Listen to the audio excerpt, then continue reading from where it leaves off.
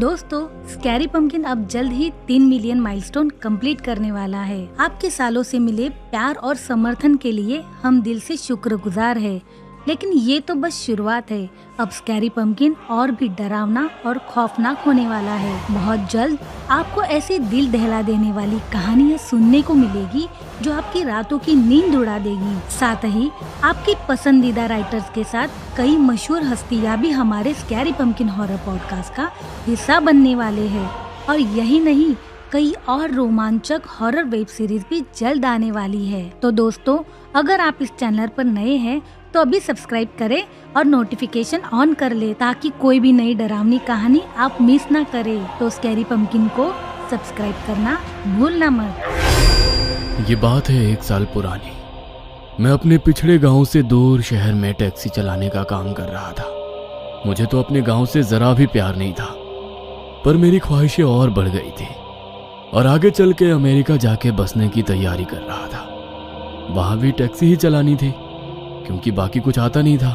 America का visa पाने के लिए बड़े पापड़ बेल रहा था। एक बार पहले वीजा रिजेक्ट हुआ था, दूसरी बार के लिए ट्राई किया, पर उसमें बहुत पैसे भी लगे और मिलने की गारंटी नहीं थी। अगर वीजा मिला भी तो अमेरिका जाने के लिए और बसने के लिए काफी पैसे चाहिए थे। तो पिताजी से लड़ झगड़ कर गांव की हमारी एक पुरखों की जमीन बेचने के लिए मना लिया था। उसी के लिए मैं बहुत सालों बाद गांव आया था।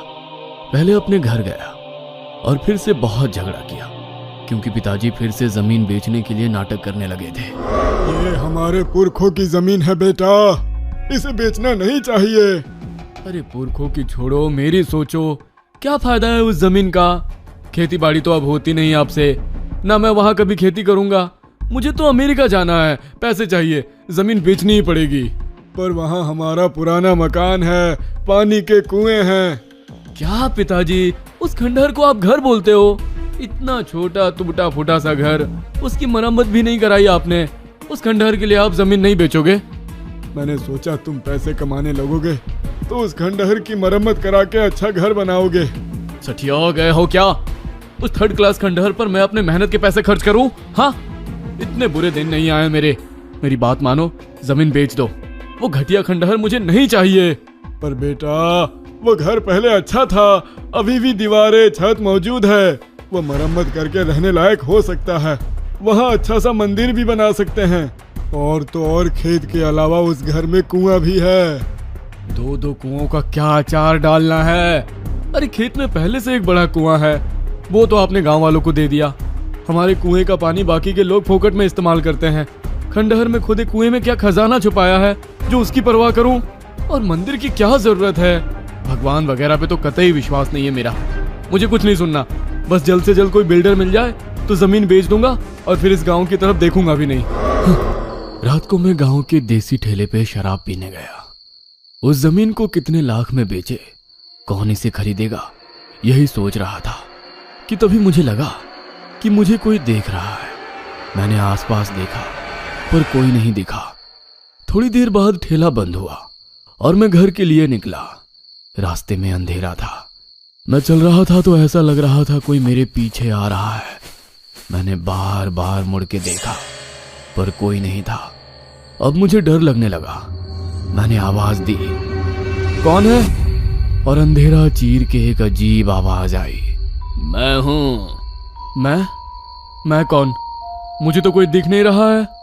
अचानक से मेरे सामने एक साधु बाबा आकर खड़े हुए।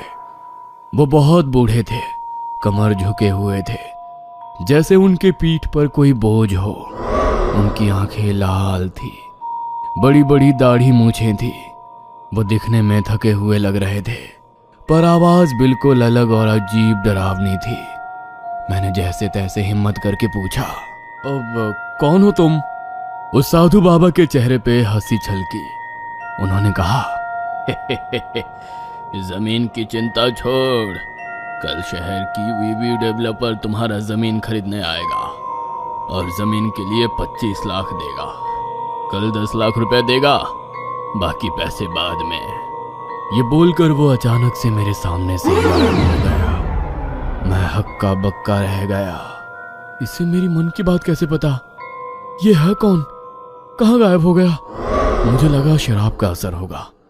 घर जाके सो गया और दूसरे दिन सच में बीवी डेवलपर्स का आदमी आया था। जब मैं ठेले से निकला तो फिर से वही किसी के चलने की आहट सुनाई देने लगी। इस बार मैं थोड़ा तैयारी में था। मैंने पीछे मुड़ के देखा तो वही साधु बाबा मेरे नजदीक खड़ा था। तुम फिर से? तुम्हें कैसे पता आज वो? मेरे पूछने से पहले ही वो साधु वैसे ही अजीब सा हंसा और बोला, कल अमेरिका के वीजा के लिए कॉल आ जाएगा।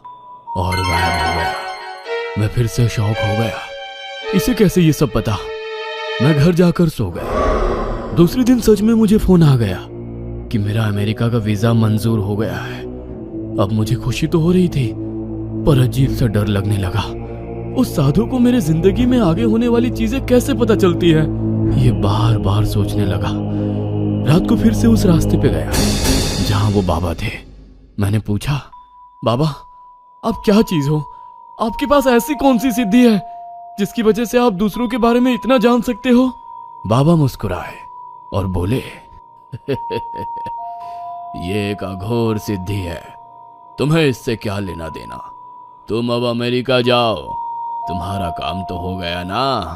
बाबा की बात तो सही थी, पर अब मुझे अमेरिका और जमीन बेचने से ज्यादा ये सिद्धि प्राप्त करने में ज्यादा दिलचस्पी थी। अगर ऐसी सिद्धि प्राप्त हो जाए तो अमेरिका जाके टैक्सी क्यों चलाए? अमेरिका के लोगों को उनका भविष्य बताकर बहुत पैसे कमाऊंगा, दुनिया घूम पाऊंगा, बैठे बैठे सारे प्रॉब्लम्स ही सॉल्व हो जाएंगे। मैंने बाबा से कहा, अब नहीं बाबा, अमेरिका तो जाऊंगा ही, पर मुझे ये सिद्धि चाहिए। बाबा ने मेरी तरफ देख के आंखें बड़ी करते हुए कहा, तुम्हें क्यों चाहिए ये सिद्धि? इतनी आसानी से प्राप्त नहीं होती ये। आपको तो भूत भविष्य सब दिखता है, ये मैं समझ गया। मेरी जिंदगी में और भी तो कठिनाइयां हैं, हर बार आपके पास थोड़ी ना आता रहूंगा। ये सिद्धि मिलने के बाद कठिनाइयां कम नहीं होती, बढ़ भी सकती है, सोच लो। बाबा के सवाल पर बिना सोचे ही मैंने बोल दिया, कोई दिक्कत नहीं, वो मैं देख लूंगा, मुझे बस ये सिद्धि चाहिए। बाबा फिर से डराने लगे और बोले, यह बहुत शक्तिशाली सिद्धि है, ये अगर ठीक से प्राप्त ना कर पाए तो तुम अपना सब कुछ खो दोगे। अब मैं भी देश में आ गया। मन में सोचने लगा, पता है इस बाबा के पास सिद्धि है, पर ये साला मुझसे शेयर नहीं करना चाहता, इसीलिए बातें बना रहा है। लगता है पैसे लिए बिना नहीं मानेगा। तभी बाबा जोर से बोले, पैसे मेरे लिए मिट्टी समान है मूर्ख। मैं हैरान रह गया। बाबा को मेरे मन की बात भी सुनाई दे रही थी। बाबा क्रोध से बोले, अमेरिका जाकर इस सिद्धि के बुलबुले पर तुम अमीर होना चाहते हो, पता है मुझे, पर यह इतना आसान नहीं है। अपने घर चले जाओ, जमीन बेचकर निकलो अमेरिका के लिए, फिर मैं अब तुम्हें कभी मिलूंगा। मैं डर गया। बाबा सिर्फ भूत भविष्य ही नहीं, दूसरों के मन की बात भी सुन सकते हैं। ये सिद्धि तो जबरदस्त है, अब तो जो चाहे हो जाए, मुझे ये सिद्धि चाहिए। मैंने हाथ पांव जोड़कर बाबा से माफी मांगी और सिद्धि मुझे मिले इसके लिए प्रार्थना की। बाबा शांत होकर बोले, ठीक है, अमावस की रात को विधि शुरू करते हैं, पर ये सबके सामने नहीं कर पाएंगे। किसी सुनसान जगह में कल रात मिलना। पीने के अलावा पानी का इस्तेमाल मत करना, ना मुंह धोने के लिए ना नहाने के लिए। बिना किसी को बताए अमावस्या की रात किसी ऐसी जगह मिलना जहां लोगों का आना जाना ना हो, खुफिया हो, शमशान या फिर जंगल। जंगल का रास्ता भी अब लोगों के आने जाने से इतना खुफिया तो रहा नहीं था। शमशान में भी आए दिन किसी गांव वाले की चिता जलाने लोग आते ही रहते थे। फिर ऐसी कौन सी जगह हो सकती है जहां खुफिया तरीके से साधना कर सके और सिद्धि मिल सके? फिर मेरे दिमाग में आया, मैं जो जमीन बेचने वाला हूं उस खेत में साधना कर सकते हैं। वैसे भी मैं अपने खेत में जो चाहे करूं, कौन है पूछने वाला। बाबा को खेत दिखाया। खेत के पास कुआं भी था। वो देखकर साधु बाबा खुश हुए। उन्होंने अमावस वाली रात को मुझे हमारी खेत वाले कुएं के पास आने के लिए कहा। साथ में बहुत सारा चावल लेकर आने के लिए बोला और पानी को बिल्कुल भी छूना नहीं है, इस बात को फिर से दोहराया। अब मैं मैं खुश होकर अमावस का इंतजार करने लगा। 4 दिन बाद अमावस थी।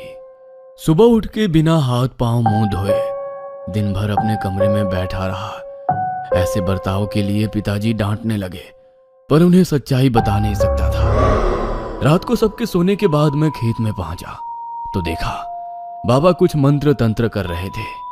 आग जली हुई थी, बहुत सा सामान रखा हुआ था जिसमें इंसान की खोपड़ियां थी, राख थी, एक नवजात बालक की लाश थी, कुछ अजीबोगरीब पत्थर थे, फिर किसी जानवर का मांस, कुमकुम और ना जाने क्या कुछ था।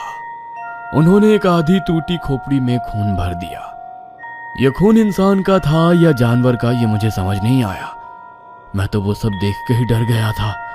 एक पल के ये भी सोचा कि यहां से भाग जाऊं कि तभी बाबा ने पूछा, क्या तुम सच में यहां से भागना चाहते हो? मैं ये सवाल सुनकर चुप हो गया। बाबा ने फिर से मेरी मन की बात सुन ली थी। बाबा ने कहा, अगर तुम ये नहीं सह सकते तो अभी बता दो, क्योंकि साधना शुरू होने के बाद बीच में रुक नहीं सकते और पीछे मुड़ भी नहीं सकते। इसका असर ज्यादा भयानक हो सकता है। मैं सोचने लगा, मेरी जिंदगी अब पटरी पे आ रही थी। अमेरिका का वीजा मिल गया था, पैसों की प्रॉब्लम खत्म हो गई थी। इन सब में पढ़ने की जरूरत नहीं है, क्या इस चक्कर में पढ़ना चाहिए? बाबा ने फिर से कहा, जरूरत तो बिल्कुल नहीं है, तुमने ही जिद की, इसीलिए मैं ये सिद्धि तुम्हें देने आया था। पर अगर तुम तैयार नहीं हो तो मैं यहां से चला जाता हूं, क्योंकि अगर पूरी लगन से तुमने सारे विधि नहीं किए तो ये सिद्धि तुम्हारे लिए नरक का द्वार बन जाएगी, तुम्हारी जिंदगी तबाह कर देगी। इसलिए फिर से सोच लो, अगर ये नहीं सह सकते तो लौट जाओ, यही हमारी आखिरी मुलाकात समझ लो। बाबा ने मुझे डरा ही दिया। एक तो पहले से मैं डरा हुआ था, पर अगर आज मैं डर गया तो एक बड़ी सिद्धि प्राप्त होने से मैं हमेशा दूर हो जाऊंगा। लोगों की मन की बात जानना, उनके भेद जानकर उनसे अपनी मर्जी अनुसार काम करवाना, उनका भूत भविष्य जानकर उनकी जिंदगी पे कंट्रोल करना, इतनी ताकत देने वाली सिद्धि को मैं नहीं जाने दे सकता। मौका होते हुए भी अपने फट्टू होने की वजह से मैं एक बड़ी सिद्धि खोना नहीं चाहता था। मैंने हिम्मत जुटाकर कहा, नहीं बाबा, साधना की तैयारी कर लीजिए, मुझे सिद्धि चाहिए। बाबा फिर से मुस्कुराए और उन्होंने आग जलाकर कुछ मंत्र बोलना शुरू किया। मुझे उनके सामने बिठा दिया। साधना के बीच में वह मुझ पर कभी कुमकुम छिड़कते थे तो कभी काली राख, कभी उस खोपड़ी में राख खून भी छिड़कते थे। बाबा की विधि शुरू ही थे, धुआं धुआं होने लगा। वैसे मुझे लगने लगा हम दोनों के अलावा वहां कोई मौजूद था। उस उभरते धुएं से बड़े डरावने चेहरे दिखने लगे थे और बड़ी ही गंदी बदबू आने लगी थी। मुझे ऐसा लगा जैसे किसी भी पल में उल्टी कर दूंगा। फिर सारा धुआं उस बच्चे के लाश में चला जाने लगा। आग की लपटें बढ़ने लगी। सामने पड़ी बच्चे की लाश थरथराने लगी। खोपड़ी में रखा खून उबलने लगा। मैं डर से कांप रहा था, पर अब मैं पीछे नहीं हट सकता था, क्योंकि अब मुझे सिद्धि मिलने वाली थी। लेकिन विधि खत्म नहीं हुआ था।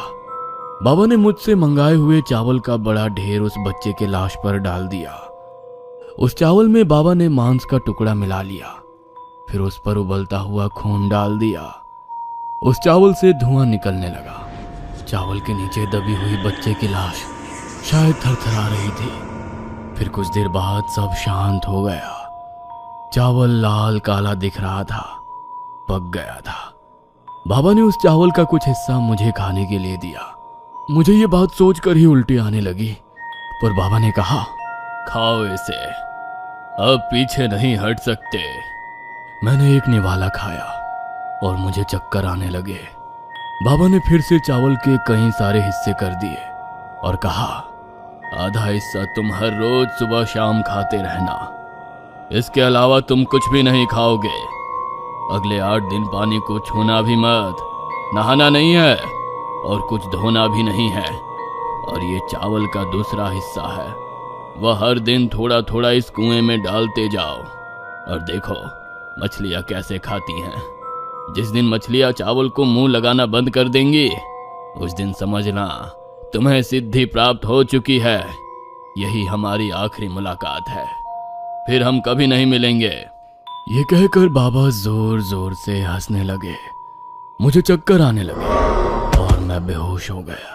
होने लगा, ऐसा लगा जैसे मेरे पीठ या कंधे पर कोई बड़ा सा बोझ है। मैंने चावल का अंतिम हिस्सा उठाया और खंडहर के कुएं की तरफ गया। मैंने चावल कुएं में डाला और देखा तो हैरान हो गया। मछलियां आज चावल पर झपट नहीं पड़ी, बल्कि चावल से दूर भागने लगी। अचानक हवाएं बदलने लगी। मुझे लगा तूफान आ रहा है। मैं यहाँ वहां देखने लगा। मेरे बदन में गर्माहट महसूस होने लगी। कान नाक से खून बहने लगा। मैं डर गया। मुझे समझ नहीं आ रहा था कि मेरे साथ कुछ अलग हुआ है। मैं खंडहर वाले घर से बाहर भागने लगा तो अचानक मेरे पांव रुक गए। ऐसा लगा कोई मुझे खींच रहा है और खींचते खींचते फिर से उस खंडहर में लाकर मुझे पटक दिया गया। यह किसने किया? मुझे तो कोई दिख नहीं रहा था। मैंने दोबारा कोशिश की। फिर से मुझे किसी ने घर की तरफ खींचा। मैं परेशान हो गया। अब मुझे सिद्धि प्राप्त हो चुकी है, फिर भी मैं इस घटिया घर में क्यों पड़ा हुआ हूं? मुझे समझ नहीं आ रहा था। मैंने खिड़की में से खेत में खड़े एक आदमी को देखा और उसको अपनी तरफ बुलाया। उस आदमी को मैंने कभी देखा नहीं था, ना उसे जानता था। उस आदमी के जरिए मैं पिताजी तक मेरी खबर देने की सोच रहा था, पर जैसे ही वो नजदीक आया मेरे मुंह से अजीब बात निकली। मेरी आवाज मेरी नहीं थी। अजीब आवाज में मैंने कहा, बिरजू, यादव की बेटी के साथ तुम आज नहीं भाग पाओगे। आज तुम्हें गांव वाले मार डालेंगे। वो आदमी डर गया और डर के मारे भाग गया। मैं हैरान हो गया, ये मेरे साथ क्या हो रहा था? मैंने उस आदमी का भूत, भविष्य और मन की बात जान ली, पर यह वैसे नहीं हो रहा था जैसे मैंने सोचा था। मैंने आवाज लगाकर रास्ते से आने जाने वालों को बुलाने की कोशिश की। कुछ लोग आते थे, पर पता नहीं मुझे देखकर डर कर भाग जाते थे। 2 दिन ऐसे ही गुजरे। अब मेरे लिए इस खंडहर में एक एक पल बिताना मुश्किल हो गया था। आखिर एक दिन एक आदमी ने मुझे पहचान लिया और वो मेरे पिताजी को लेकर आ गया। पिताजी मेरी हालत देखकर रोने लगे। वो दरवाजे के अंदर आने की कोशिश कर रहे थे कि दूर जाकर गिर पड़े। जैसे कोई शक्ति उन्हें घर के अंदर नहीं आने दे रही थी। वो वहीं बैठे रोने लगे और बोलने लगे, बेटा, अरे बेटा, ये क्या हो गया तुम्हें? तुम तो शहर जाने वाले थे, अमेरिका जाने वाले थे। पिताजी को ऐसा रोता देख मुझे भी रोना आ गया। मैं बहुत शर्मिंदा था। मैं पिताजी से कहना चाहता था कि मुझे माफ कीजिए, मैंने बहुत बड़ी गलती कर दी। पर मुंह खोलते ही मेरे मुंह से अजीब आवाज निकली और कहने लगी, रामदीन, अगले कुछ घंटों में तुम्हारी मौत होने वाली है, पर तुम्हें अग्नि देने वाला तुम्हारा बेटा नहीं आ पाएगा। यह बात सुनकर पिताजी कांप उठे। मैं खुद भी यकीन नहीं कर पा रहा था कि मैं क्या सुन रहा हूं। पिताजी दौड़ते भागते गए और थोड़ी देर बाद गांव के कुछ लोग और एक मांत्रिक को लेकर आए। उस मांत्रिक ने जैसे ही दरवाजे के अंदर पांव रखने की कोशिश की, वो किसी अजनबी शक्ति द्वारा पीछे फेंक दिया गया। सब ये देख हैरान हो गए। मांत्रिक समझ गया कुछ बड़ी अघोरी शक्ति यहां आ चुकी है। वो आंखें बंद करके बैठा। उसे शायद सब कुछ समझ आ गया था। उसने आंखें खोली और जो कहा वो सुनकर सब दंग रह गए। बाबू, तुम्हारे साथ भयंकर वाला खेला हो गया है बाबू। तुम एक पिशाच के अधीन हो चुके हो। क्या? मैं तो सिद्धि प्राप्त कर रहा था। मैं जैसे तैसे बोला, हाँ, सिद्धि प्राप्त हो गई है तुम्हें, पर यह पिशाच सिद्धि है।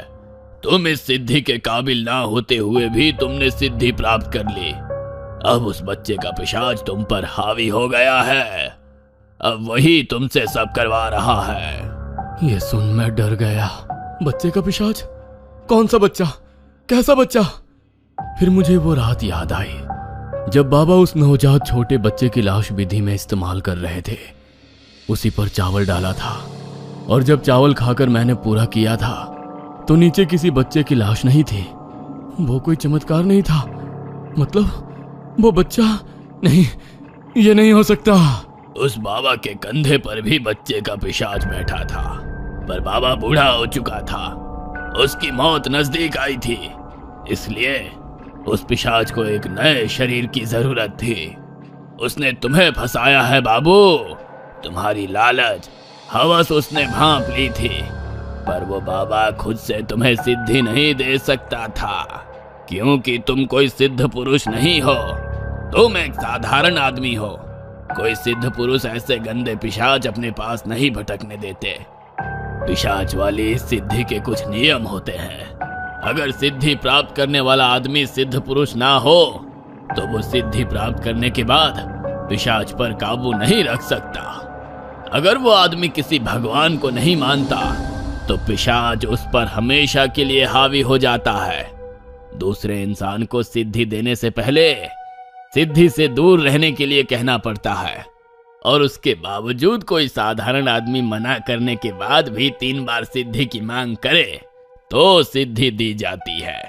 साधु बाबा ने तुम्हें 3 बार वार्निंग दी, पर तुमने फिर भी सिद्धि मांग ली। सिद्धि से आने वाली दिक्कतों के बारे में बताने के बावजूद तुमने हामी भर दी और तुम फंस गए। मैं ये सुनकर सुनना हो गया। गांव वाले भी एक दूसरे की तरफ देखने लगे। फिर मांत्रिक अचानक बोला, पर सबसे बड़ी गलती जो तुमसे हुई है वो खुद तुमने की है, ना कि उस साधु ने। गलती? कौन सी गलती? मैं सोचने लगा। साधु ने बोला, साधु ने तुम्हें खेत वाले कुएं पर चावल के हिस्से डालने को कहा था, पर तुमने इस घर के कुएं में चावल डालना शुरू किया। यही तुम्हारी सबसे बड़ी गलती है। यह पिशाच इस घर के कुएं में पैदा हुआ, इस घर की 4 दीवारों में, ना कि किसी जंगल, शमशान या खेत जैसे खुली जगह में। ये बात सुनकर मेरे रोंगटे खड़े हो गए। सारे गांव वाले मेरी तरफ हैरत भरी नजर से देखने लगे। मांत्रिक ने कहा, खुले आसमान के तले किसी कुएं या नदी पर चावल डालते रहते तो तुम भी हर जगह जा सकते, या हम तुम्हें पकड़कर किसी मंदिर ले जा सकते जहां से पिशाच भगाया जा सके। पर तुमने इसके घर के कुएं को चुनकर इस घर को पिशाच का घर बना दिया है। अब ये पिशाच ये घर कभी नहीं छोड़ेगा। तुम्हें अब इस खंडहर से कभी बाहर नहीं आने देगा, ना इस खंडहर को किसी को छूने देगा। अब तुम हमेशा के लिए इस घर में बंद हो चुके हो। मैं तो क्या, कोई भी अब तुम्हारी मदद नहीं कर सकता। क्या? मैं रोने लगा। यह नहीं हो सकता। मुझे तो इस गांव से नफरत है। इस खंडहर जैसे घर में रहने का सोच भी नहीं सकता। मुझे तो अमेरिका जाना है, गांव में नहीं रहना, इस खंडहर में एक पल भी नहीं। मैं गुस्से से उठकर घर के बाहर दौड़ने लगा कि पिशाच ने मुझे वापस घर में फेंक दिया। मैं रोने लगा, अरे ये कैसी सिद्धि है? हे भग, मैं भगवान का नाम लेने की कोशिश कर रहा था, पर मन में भी मैं भगवान का नाम नहीं ले पा रहा था। मुझ पर पिशाच ने पूरा काबू कर लिया था। फिर मेरे दिमाग में आया, ये सारी जमीन वो बिल्डर खरीद चुका है, वो ये खंडहर तोड़ देगा, फिर तो मैं आजाद हो जाऊंगा। तभी मेरे कानों में वही आवाज गूंजी, ये खंडहर अब ऐसे ही रहेगा, कोई इसे तोड़ नहीं पाएगा। यह मेरा घर है और तुम मेरा शरीर। अब जब तक तुम्हारी मौत नहीं आती तब तक ऐसे ही रहोगे, वही करोगे जो मैं करवाऊंगा। तभी बाहर आओगे जब मुझे जाना होगा। वो हंसी की आवाज गूंज उठी। मैं रोने लगा। मेरी ये हालत देखकर मेरे पिताजी मेरे पास दौड़कर आने लगे, लेकिन दरवाजे तक पहुंचते ही वो दूर फेंक दिए गए। वो ये बर्दाश्त नहीं कर पाए और उनकी वही मृत्यु हो गई। मैं अपने पिताजी की तरफ भागने लगा तो मुझे उस पिशाच ने फिर अंदर फेंक दिया और मेरे कानों में आवाज गूंजी, याद नहीं क्या कहा था? कुछ घंटों में मौत होगी रामदीन की, और उसे उसका बेटा अग्नि भी नहीं दे पाएगा, क्योंकि वो इस घर से कभी बाहर नहीं निकल पाएगा। बस 1 साल हो गया इस बात को। उस दिन से मैं यहाँ अटक चुका हूँ, उसी कुएं के पानी पर जिंदा हूँ। मेरा भविष्य शायद कुछ और होता। अमेरिका ना सही, शहर में तो टैक्सी चलाता, जिस गांव से पीछा छुड़ाना चाहता था, जिस जमीन को बेचना चाहता था, जिस घर को गिराना चाहता था, अब उसी में कैद हो गया। गांव वाले अब यहां देखने भी नहीं आते। मेरी एक गलती ने मुझे बर्बाद कर दिया। क्या मेरा कुआं का चुनाव गलत था, या सिद्धि की मांग करना, या शायद मैं आदमी ही गलत था। ये कहानी आपको अच्छी लगी हो तो हमें सब्सक्राइब करें, हमारा इंस्टाग्राम और फेसबुक पेज जरूर फॉलो करें। और हाँ दोस्तों, सब्सक्राइब करना भूलना मत।